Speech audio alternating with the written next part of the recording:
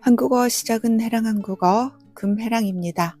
11월 1일 이후 단풍이 얼마나 들었는지 궁금해서 시내 나갈 때 인왕산로와 청와대 전망대를 둘러보았습니다.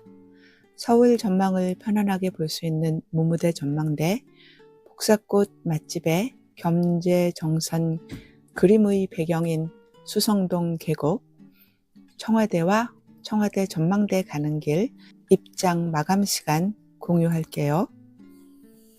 무무대 전망대에서 본 서울 풍경을 보고 계시는데요.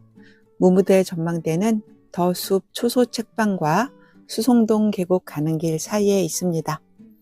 봄이면 온갖 꽃이 형형색색 피어나 황홀한 꽃대궐을 이루는 인왕산로에 있습니다.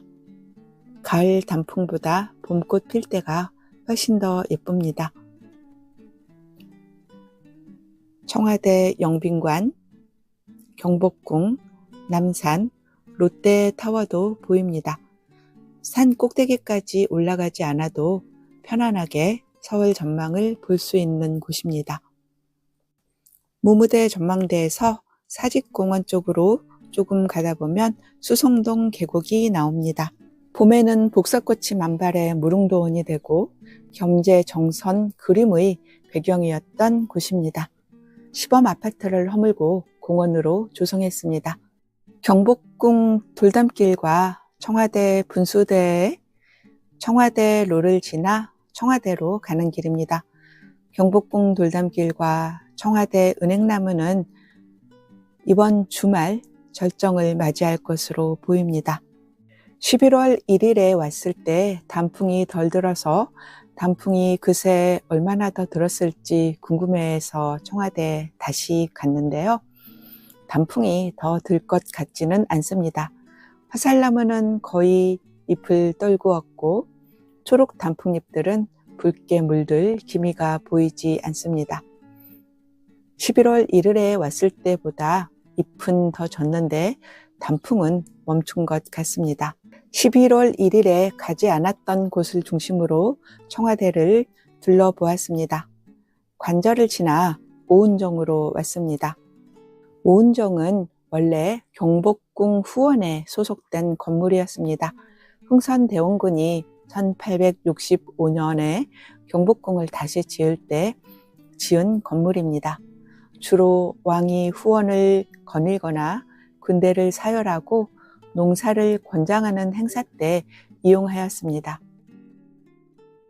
오은정이라는 현판의 글씨는 대한민국 초대 대통령인 이승만 박사가 직접 쓴 것입니다. 1997년에 서울특별시 유형문화유산으로 지정되어 종로구에서 관리하고 있습니다. 오은정에 가면 경비원을 볼 수 있고요. 청와대, 관저, 푸른 기와를 볼 수 있습니다. 오은정에서 조금 더 올라가면 경주 방형대좌, 석조 열애 좌상이 있습니다. 이 불상은 통일신라 시기였던 9세기경에 조성된 것으로 본래 경주 남산에 있었습니다.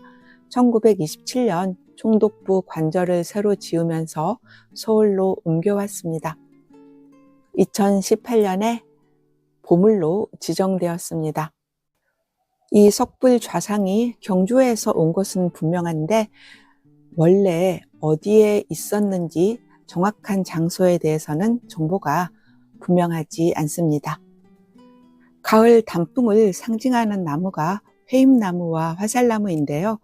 둘이 생긴 것이 아주 비슷하지만 화살나무에는 코르크가 굉장히 발달되어 있습니다.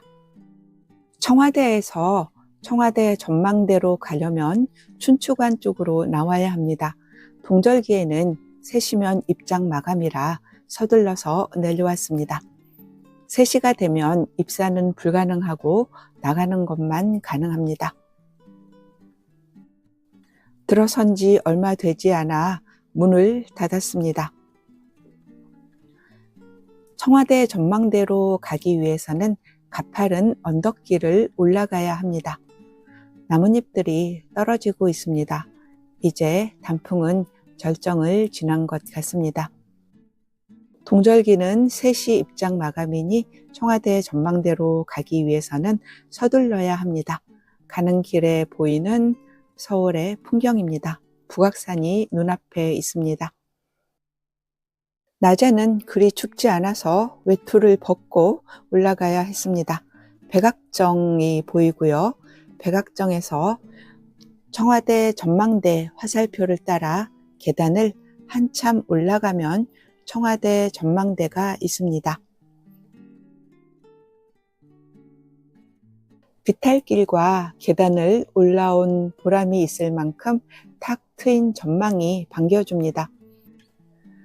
청와대 전망대보다 더 높은 곳에 전망대가 설치되어 있기는 한데 그곳에는 나무가 시야를 가려서 이 청와대 전망대만큼 시내가 잘 보이지 않습니다.